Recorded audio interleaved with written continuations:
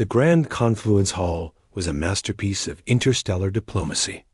Light from 3 suns streamed through crystalline arches, dancing over the assembled delegates of 100 species. At the center of it all stood the human engineer Leo. He felt profoundly out of place. His simple duty suit was a stain of dull gray amid a riot of iridescent silks, gleaming chitin, and holographic aura fields. He was not a diplomat. He was here to fix things, specifically the temperamental environmental processors that kept the hall's atmosphere tolerable for. Everyone thought he was calibrating a panel near this Valtorian delegation seating when the fanfare announced her arrival. The air seemed to chill and sharpen. Princess Illyra of the Valtorian Imperium entered, and the hall bowed as one. Leo paused his work, looking up with purely professional curiosity. The princess was ethereal. Her skin held the pale luminescence of a moonstone, and her hair fell like a cascade of silver liquid. Her eyes, large and vividly amethyst, swept the room with regal detachment. She moved with a graceful, deliberate slowness that spoke of immense power held in perfect check.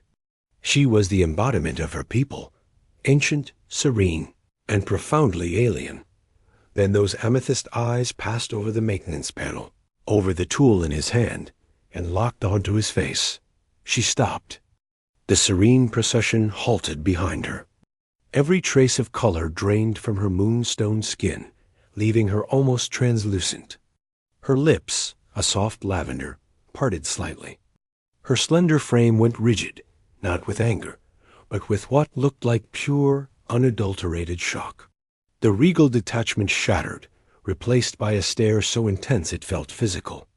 She was looking at Leo as if he were a ghost, or a monster stepped from a forgotten legend. Leo stood frozen, a diagnostic spanner hanging limply in his hand.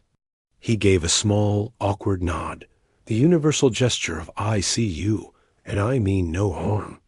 The princess did not nod back. For 5 long seconds, the bustling hall seemed to fade into silence around their locked gaze. Then, as if a switch had been flipped, the color returned to her cheeks. Her expression smoothed into an unreadable mask, and she continued her procession without a word. The moment passed, but the chill of it lingered on Leo's skin. The incident became a quiet rumor. A human technician who startled the Ice Princess. Leo tried to forget it, burying himself in ducts and conduit lines. But he could not forget her eyes. There had been no hatred there, no disgust. It had been recognition, layered with a deep seismic fear. 2 cycles later, Leo was elbow-deep in a malfunctioning gravity neutralizer in the lower arboretum when he heard soft footsteps on the moss path. He turned, and there she was. Without her retinue, without her regalia, she seemed smaller, younger. Her eyes held that same intensity, but the fear was now tempered with a desperate curiosity. "You?" she said, her voice a melodic chime that belied its tension. "You are the one from the hall." Leo wiped his hands on his trousers, standing. "Engineer Leo, Your Highness. Can I help you?" She did not approach. "Your species? You are from Terra? Sol 3? "Yes, ma'am." She took a sharp breath, as if steeling herself. "Your people have a story. A legend of your early spaceflight. A vessel called the Voyager. A small craft carrying artifacts and data about your world." Leo blinked. "That's right. The Golden Record. It was a message in a bottle, launched centuries before we achieved faster-than-light travel. A gesture of hope." "A gesture," she repeated, the word heavy. "We found it." The air left Leo's lungs. "You? The Valtorians found Voyager?" "My great-grandsire's exploration fleet. It was drifting in a silent sector, a tiny, silent artifact from a species unknown to the galactic charts." Her amethyst eyes bored into him. "We deciphered the record. We saw the images, heard the sounds. the greetings in your many tongues, the music. A strange pride swelled in Leo's chest. Then you know we came in peace. That was the whole point. Peace. The princess looked away, towards a strange twisting tree from her own world. We saw the images of your world. Your oceans, your forests, your cities. We heard your music, your laughter. And we saw the equations. Equations?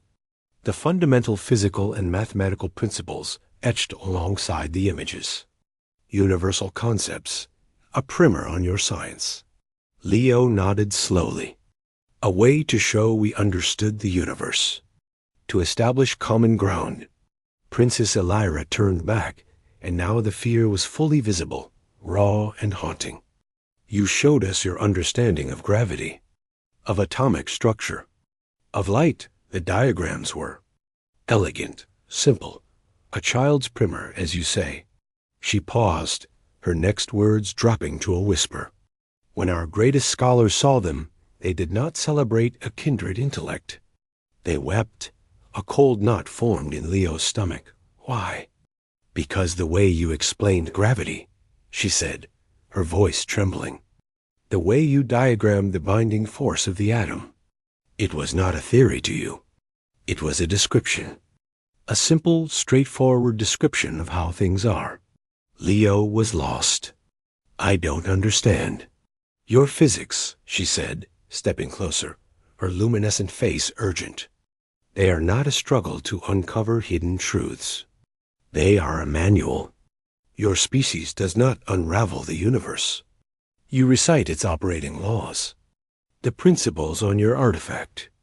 They are the foundational code of reality, written in a dialect so direct, so clear, it bypasses conjecture. We have spent 10,000 years wrestling with the obscurity of the cosmos, building layers upon layers of complex theory to approximate what your kind seems to know by instinct. She pointed a slender finger at the gravity neutralizer Leo had been repairing. That device. My people invented it after millennia of research. You have been here 3 days, and you understand it well enough to repair it with primitive tools. Do you know what that suggests to us? Leo finally saw it. The sheer, staggering scale of the misunderstanding. Voyager's message of friendship, received not as a greeting card, but as a terrifying display of cognitive supremacy. You think we're engineers of reality, he breathed. We think, the princess said, the confession clearly costing her greatly, that you are not a young species. You are an old one sleeping? Or perhaps you are not native to your world at all, but settlers who brought your intuitive physics with you. The record was not a hello. It was a list of your household rules. And when I saw you in the hall, you were not a technician. You were a sculptor holding a chisel to the very fabric of the room, and you did not even know it. You looked at me, and in your eyes I saw not a subject looking upon royalty, but a creator looking upon his creation. It was the most terrifying moment of my life. Silence hung in the arboretum. Leo thought of human history, the struggle, the wars, the slow, painful crawl of science. He thought of Newton getting hit by an apple, of Archimedes in his bath. It had never been simple. It had been a brutal, beautiful fight for every scrap of knowledge. He looked at the princess, at the ancient fear in her young eyes, and he felt a profound pity. The Volturians, for all their grace and power, saw the universe as a locked vault. Humanity had always foolishly, hopefully, assumed the key was meant to be found. Your Highness, he said gently, choosing his words with the care of a bomb technician. You are wrong. We didn't write the laws. We just read them, out loud, the same way a child reads a book they didn't write. The equations on Voyager weren't a display of power. They were an invitation. We were saying, this is what we see. Do you see it too? He picked up his spanner, a simple tool of molded metal. We don't shape reality. We listen to it. And sometimes, when we listen very carefully, we can fix a thing that's broken. He gestured to the neutralizer. This isn't magic. It's just plumbing. Very fancy plumbing. Princess Elira stared at him, then at the tool, then back at his face. The rigid terror began to soften, replaced by a dawning, staggering confusion. You truly do not know? We spend our whole lives trying to know, Leo said, a soft smile touching his lips. We argue about it. We get it wrong, constantly. The record was a snapshot of our best guess from a long time ago. Half of it is probably outdated. The concept that such terrifying clarity could be outdated seemed to short-circuit her fear. A strange, almost hysterical sound escaped her, a hiccup of what might have been the beginning of a laugh. The awe remained, but the terror was receding, like a tide pulling back to reveal new, strange ground. She looked at him, not as a monster or a god, but for the first time, as a person. A confused, grease-stained person holding a wrench. You are a very strange people, Engineer Leo. We get that a lot, Your Highness. A genuine, tentative smile touched her lavender lips. It transformed her face. I think, she said slowly, that our scholars have much to learn. And not about physics. Leo nodded. So do we. Maybe. We could start with the music? I never did understand the theremin solo on that record.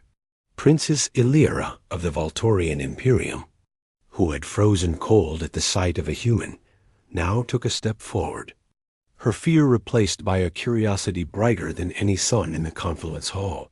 It was not an end to the mystery, but a beginning, and for the first time they would explore it together.